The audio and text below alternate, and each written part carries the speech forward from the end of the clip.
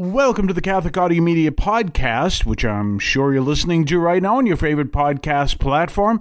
And as you know, we're here every single Monday through Friday, bringing you a unique and a whole different way of understanding our Catholic faith than what you're going to find from many of the online influencers. And part of the reason is that many of the online influencers are teaching you a form of faith that really is not venturing into where I think we are called to do, which is to be witnesses to our faith more than working hard to get to heaven, because the way we seek to get to heaven is by serving the Lord. And what does the Lord ask us to do? Be witnesses to the faith. Be fruitful in the way we live our life. And that's what we focus on here. And we also understand the power of God over death.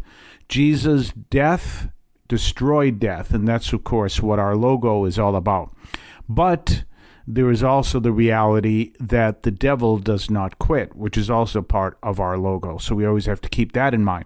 Put that all together because we have another interesting show for you today, especially one that's going to look at a new part of the Bible from what we've been looking at. We're no longer in the Torah anymore. We're now moving into the book of Judges, and we're going to learn about, we'll say, the destructive power of God. And then the second half of our program, we're going to learn all about, are we ready for this? Vampires. Yes, indeed. Our series this week of interviews is going to be with Sister Allison Gliot. I hope I pronounced that right.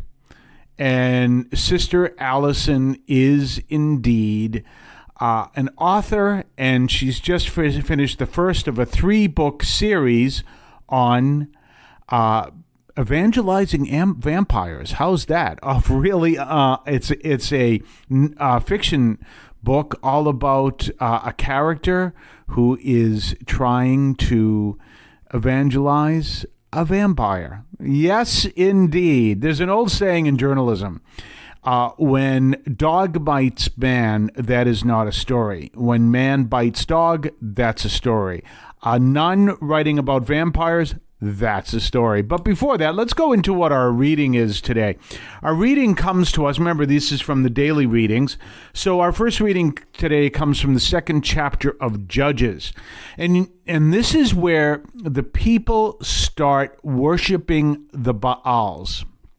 Now, in the version I'm looking at, which is Revised Standard Version, doesn't have the spelling that is common in the Bible of Baal, which is B-A''A'-L-S, but that's why I pronounce it the way it is. And here's what's happening. They're worshiping Baal, and the Baals, they're also worshiping Astarte. And obviously, that is idolatry. And in doing so, they've completely abandoned the Lord, as the reading says. So they're going over to worship the same God as the cultures around them. Now, the obvious question is, why would they do that, especially since God did so much for them? The answer is simple. It's really a form of prosperity. Hey, he worships the Baals, and his fields, he makes more money on his fields because they seem to be more fruitful than mine. They're greener than mine, I'm going to tell you that. So I'm going to start worshiping the Baals and Astarte too, just like him. It's exactly how it starts. Interesting thing that God does not tolerate this. He calls them to turn away and they refuse, and he calls them to turn away and they refuse, and finally he has to move in. And what does he do? He moves against them and to bring misfortune. Why would he do that? But this is the loving God. This is the God who's so good. He's so wonderful. Why would he do something like that? What is the reason why they're worshiping the Baals and Astarte? Simple. They're doing that to become prosperous. How does the Lord end their prosperity? By making them miserable, by communicating to them you're walking down the wrong path and you're walking down a path that is destructive. Remember what's at the bottom of this?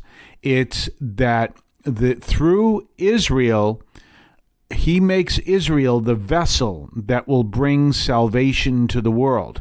If they turn away from God, that vessel sinks. So they don't see the long run of this whole thing. They only see the short run. They see how their world is affected today, and they need to see the bigger picture, but they can't see that. They can't understand that. Just as much, we probably would understand the future, maybe if we had a glimpse of the year 5000. We may understand the future better because we're kind of geared towards the way the future is going to look. But the people at the time of the book of Judges would have no concept of that. They wouldn't have any ability. And if you're going to go all the way back, remember I just said 5,000. So you go all the way back to their time, and that's about maybe 4,000 years ago. And you're going to explain to them all about, first of all, Jesus. How are they going to understand that? You're going to explain to them the death and resurrection of Jesus. Then you're going to explain to them technology. Then you're going to explain to them religion in the 21st century. They're not going to be able to get any of this. If they even heard your words, their eyes would just, go back in their heads, not in an evil sense, but because they wouldn't understand. They would have no clue. So what are you talking about?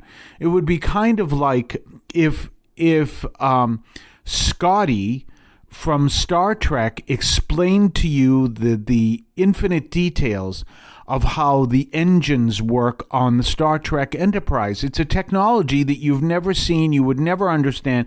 You'd get some of it, but for the most part, you'd be like, no, I don't get this at all. And that's the point. So they have to have faith that they are following the Lord, and the Lord is asking them to do this because there is so much at stake over millennia, and they can't see that part. What they can see is, hey, my neighbor's doing better than I am, and since he's doing better than I am, I'm going to do what he does so I can do better too. And obviously I'm talking financially. And that's the way it worked. And so in doing that, they ended up turning away from the Lord, and they ended up following all of this concept of idolatry. That's the reason why. So they completely abandoned the Lord, and the Lord cannot allow this. And so he causes great destruction. So many people don't understand. So, this God is so loving. How come he causes great destruction? That doesn't make any sense. Because he is loving not just to the people of his time, but the people of our time. And if they're not listening to him the normal way, he back then has to get them to listen the new way, a more intense way, because there is so much at stake.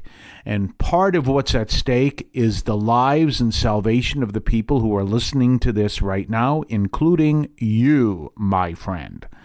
So you see that there is so much at stake, but it's when you think of the Lord, you always have to think across time.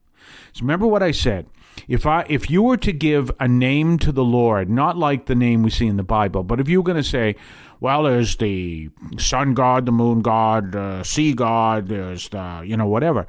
If you were going to give a name to God, he would be the time God, even though really what we do have another name for God, and that is love, because St. Paul said God is love. Therefore, that's a name we can use for God. But the reality is you cannot understand God unless you're thinking over time. And this may be the reality why you have atheists, because they don't think over time. They just say, I don't see God, therefore he doesn't exist. And they don't see the bigger picture. Maybe, a long time ago, and this just came to my head, there was this theme that was in science fiction. And one of the science fiction programs was The Wild Wild West. Great show. And it took place about 100 years ago, 150 years ago, but it was a science fiction show. And one of the shows was a guy who invented a chemical. Granted, this absolutely doesn't make any sense scientifically, but run with me on this. It was a chemical, I think it was a potion, that when he drank it, he sped up enormously fast. So fast that you could not see him because he was moving too fast. And therefore, he could do all kinds of things at his speed that you couldn't see. So, for example, you could have put your hat down on your kitchen table. And then all of a sudden you go to get your hat and it's the dining room table. How did it end up there? Well, I must have put it on the dining room table. And what this show would show would be an example. Obviously, it didn't show this particular one. Was during the time that you might have just gone to the refrigerator after you put your hat down, but he's living at this really fast speed and he's watching you move at this intensely slow speed because to him, you're moving intensely slow. He goes, grabs your hat and puts it over on the dining room table. You wouldn't have seen the movement. You wouldn't have seen anything because it's all too fast. Well, it's a bigger picture in order to understand this whole idea. Well, now let's go to God. If you want to understand what God's doing, just like this image of two different concepts of time, you have to understand God within the concept of time and realize that if you don't think of him within time, you're not going to understand a lot of what he does. And part of it is, why does he keep trying to lead the Jews, Israel, back to where he needs them and away from them turning away? Because everything they do affects you over time. Do you see that?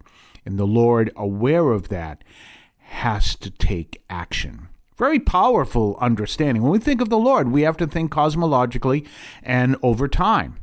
We're going to be back on the other side of the break. We're going to be talking with good old Sister Allison. I'm going to call her Sister Allison because her first name is easier to pronounce than her last name.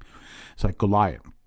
And Sister Allison, and we're going to talk about vampires and a nun, or a sister rather, who created the world of vampires being evangelized. Really interesting thing. We're going to be right back after this. You're listening to the Catholic Audio Media Podcast right here on your favorite podcast platform. And please let other people know. Tell them that you're listening, especially as we do these programs. You can now leave a message for us, which we can air and discuss on this program. Just call 617-297-7452. That's 617-297-7452. 617-297-7452. Feel free to call, leave a comment, a question, or even feedback, and we may play it on the air. I can discuss your comment or question as well, so give that a try. 617-297-7452, 617-297-7452.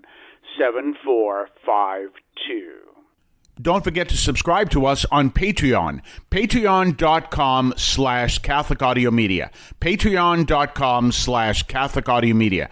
Check us out. Check what we have to offer, previews of upcoming podcasts, previews of upcoming columns over at catholicaudiomedia.substack.com, your ability to comment, make suggestions, even make suggestions in upcoming programs. Check us out, patreon.com, Catholic Audio Media. And don't forget, when you go to patreon.com, and more people are doing that, you can make comments about, if you're a subscriber, you can make comments about a program and tell me whether you like it or what you thought about it, whatever. And not only a program, also my columns, which are over at catholicaudiomedia.substack.com. And so check that out. Well, we are going to switch over to an interview with Sister Allison, and she's going to tell us all about her novel, The Curse He Chose. This interview will go over the next several days, as you know I do with interviews, and we're going to learn all about vampires and one of the characters tries to evangelize one. Isn't that interesting? Let's switch over to the interview now. I always start my show by asking the first question. Tell us a little about yourself. So my name is Sister Allison Regina Gliot, and I am a daughter of St. Paul. I've been in the congregation since 2017, made my first vows in 2021, and I've always loved storytelling and reading and just interesting faith connections in unusual places. And so I started writing when I was in college, actually, just as something fun to do with one of my friends. And when I started discerning religious life, it turned into a more serious thing that I was bringing to prayer and talking about with Jesus. And so that's where a lot of my stories come out of my prayer. And so I've written a couple different books. Mainly before this, it was for picture books, like for younger kids, and a nonfiction book, Forgiven, about confession, that I co-authored with my co-novice. But this is my first foray into writing young adult novels, so it's kind of a new area for me. Well, it's fascinating. I had so many thoughts about this because, as you probably know, in journalism, there's an old saying, when dog bites man, that's not a story, but when man bites dog, that's a story. And here we have a Catholic nun, a daughter of St. Paul, writing a vampire novel, and in that, about evangelizing vampires. This is fascinating. How did you come up with that idea? Well, that's an interesting story, actually. When I was in college, I studied theology at Catholic University of America in Washington, D.C., and I was friends with many other nerdy theology people who also were interested in different pop culture things, such as vampires. And so we actually had multiple hypothetical conversations about what would happen if a vampire tried to consume the Eucharist, like that really is the body and blood of Christ, and vampires drink blood, and like all of these different just fun conversations as we were hanging out with each other, thinking about theology things. So that is kind of where like some of the early seeds for the idea came. But really, the main idea for the story, because I didn't at that time think of it as a story. It was just like, oh, that's an interesting concept, interesting connection. But when I was a postulant in St. Louis, actually, with the Daughters of St. Paul, it was one Advent. I was trying to figure out what I was going to do for Advent as far as my spiritual practices go. And I was asking Jesus about it, which is always a very dangerous thing to do if you want something normal and expected. That's right. Yeah. And I felt Jesus inspiring me with this story, and especially with this character of Christopher, who was this vampire who had these like moral questions and was like searching like in his spiritual life. And I was like, what? Vampires are a really strange Advent project. Like, I don't know about that. But I just really felt Jesus strongly like urging me to like take a chance, just try it. Like, it doesn't matter if it's like a normal thing to do or whatever. And so that Advent, I wrote down the story in this little notebook in the evenings, and it really did help my faith life a lot, actually. Like, it helped my prayer life, helped me work through some things that I had been trying to with learning how to trust God more, and the role of faith and doubt and kind of their interaction with each other, and also the importance of the sacraments, like all of the grace that we find there. Writing the story helped me kind of live those more intentionally in my life. And so at the end of Advent, I was like, yeah, that was a good idea. Thank you. But I thought that would be the end of it. And then he was like, oh, well, you have to like share it with other people now. And I was like, whoa, that's a much bigger step, and I don't know about that. And it took me a while to work up the courage to share it with the sisters in my publishing house, Pauline Books and Media, which is the publishing house run by the Daughters of St. Paul, because I was really worried about what they would think about it, or like it's kind of weird, like you said, and then writing vampire books is a little bit unusual. But I was very edified to see how much they really understood the heart of where I was coming from with telling stories that are popular in the secular sphere, but from a very unmistakably Catholic point of view, and with having Catholic characters and Catholic things very explicitly in the story. And so they were very supportive, and it kind of went from there. Wow. Well, you know what? I as I'm reading this, Well, a couple things. First of all, I have to ask if there's an Easter egg in there, and the Easter egg is one of the streets is called Stoker. Is that a tribute to Bram Stoker? Yes, and actually there are dozens of Easter eggs in the Really? story. There so are? That's one of the more obvious ones. Yeah. Another little good. insider one that I can share that's more convent insider is the name of the ice cream shop at the beginning of the story is the Crabby Hill Creamery. And we have a Sister Mary Leah Hill, who is known Sure, I've interviewed her. fondly as the Crabby Mystic, and she makes really good ice cream. And so that's a Isn't that little funny? nod to her. Yeah, but you wouldn't know that unless you were a nun. But the other Easter eggs are more related to like vampire lore. Yeah. Oh, isn't that fascinating?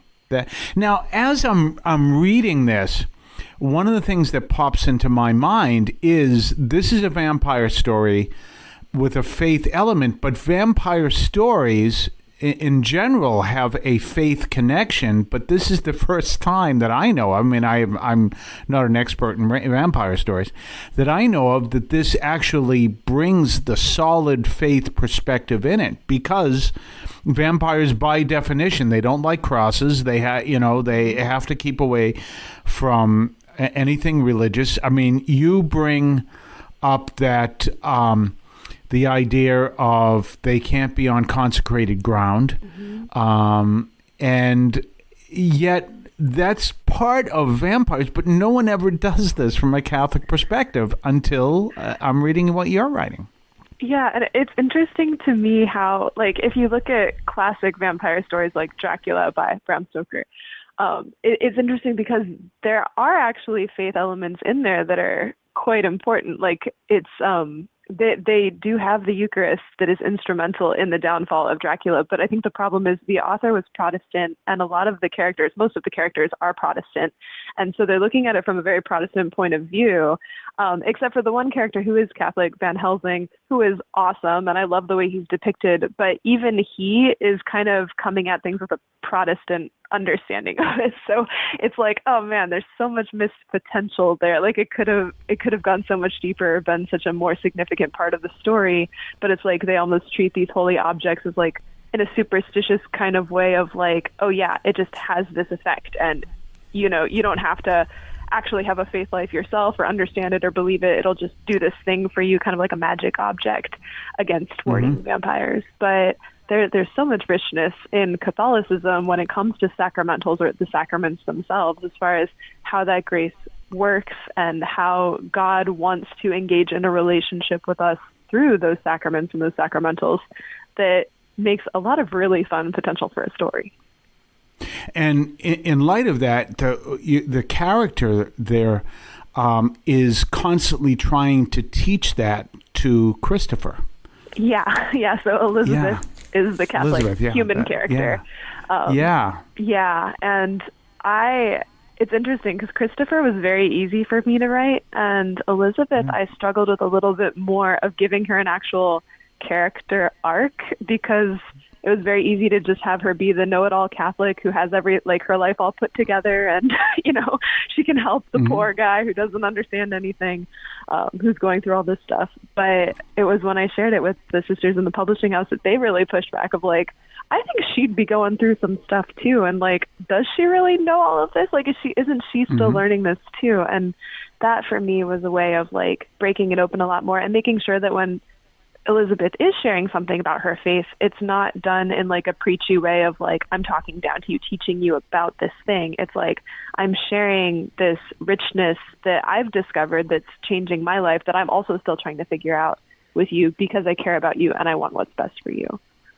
And that definitely comes out. That element definitely comes out. Yeah, no, that she, because at the other side of the fence, that she does have a good understanding of her faith, but she's trying to connect this with what she does not know about being a vampire, but what she knows about God, and putting all this together. Yeah. And I like to tell people that like the Catholic elements in this story are all true. Like the vampires are fictional, but everything about the faith and who God is and how he works and what the sacraments are, like all of that is true. And so it's a fictional story, but there's a lot of non-fictional elements in it in that sense. And you have that at the ending. You describe a lot of those. Yeah, there's a whole section in the back that's like the fact or fiction, breaking down different things that come up in the story. So, and even for the fictional elements, there's seeds of truth in there about like how evil really does work, or like how demonic forces work in our lives, like that it's important also to be aware of it. Like vampires are not real, but evil is real, and it's a part. It plays a part in our life, and we have to be aware of it. And you bring up, especially in the scene where Christopher is trying to communicate to Elizabeth, he's not this really nice vampire. He's got a very dark history. That he made choices that led him down that path. And even though he's not happy with the choices so much today, but he's trying to communicate. I almost had the idea of... I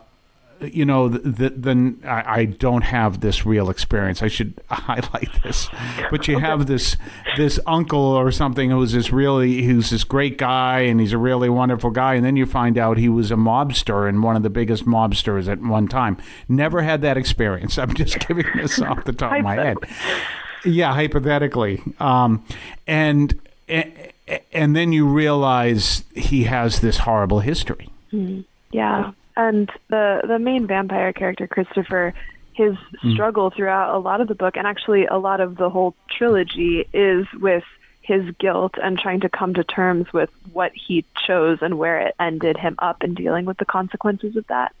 Because even though, like, yes, God is loving and merciful and forgiving, and we can find true forgiveness, we are still changed by the experiences that we've had and the way that we've interacted with evil in the past. Like, that does change us for better or for worse, usually for worse, but we can learn from that, and God can work with that, and grace can be found there too. And so his journey with all of that is actually like kind of, to me, it seems like the main trajectory of the overall trilogy. And at the same time, what really comes out as I'm reading this is, but God is still the ultimate power. Yeah. Yes. And God does not leave us. Yes, even if you're a vampire. Yeah, like he will pursue you. He will keep on pursuing you. And like, yes, you have to accept him into your life. You have to choose him, but he's going to be there. Like, he's not just going to be like, okay, well, I guess I'm giving up on that one. It's been a couple hundred years. He's still being stubborn. So, Isn't that funny? And that's interesting, because one disagreement I do have with one priest who's a great guy. He teaches a lot of things, but there's one disagreement I have with him where he has taught you can be so bad that God will give up on you. And I go, nope, that's not true. Yeah, no, God is always pursuing us, and his heart is always coming after us. And it doesn't matter how far we fall, like, but he's not going to go against our free will. Like, he won't force himself on us. But I don't know. Like, to me, it's like, that his love is infinite. It doesn't just go away based on something that we did. He's bigger than us. His love is bigger than us. We're going to talk more with Sister Allison in the second half of the program tomorrow. Of course, we're going to continue in looking at our daily readings for the first half of the program, and we're going to continue in the book of Judges. So we're going to look at that, and we will be back tomorrow. In the meantime, have yourself a blessed day. Don't forget to check us out on our Patreon page, as well as don't forget to subscribe to the podcast, make comments, let people know. It also helps people to find our podcast when you do that. So please consider that. In the meantime, I will see you tomorrow, and I want to, of course, wish you a blessed day until then. So we'll see you tomorrow. You can now leave a message for us, which we can air and discuss on this program. Just call 617-297-7452. That's 617-297-7452. 617-297-7452. Feel free to call, leave a comment, a question, or even feedback, and we may play it on the air. I can discuss your comment or question as well, so give that a try. 617-297-7452, 617-297-7452. Don't forget to subscribe to us on Patreon. Patreon.com/Catholic Audio Media. Patreon.com/Catholic Audio Media. Check us out. Check what we have to offer. Previews of upcoming podcasts. Previews of upcoming columns over at catholicaudiomedia.substack.com. Your ability to comment, make suggestions, even make suggestions in upcoming programs. Check us out. Patreon.com, Catholic Audio Media.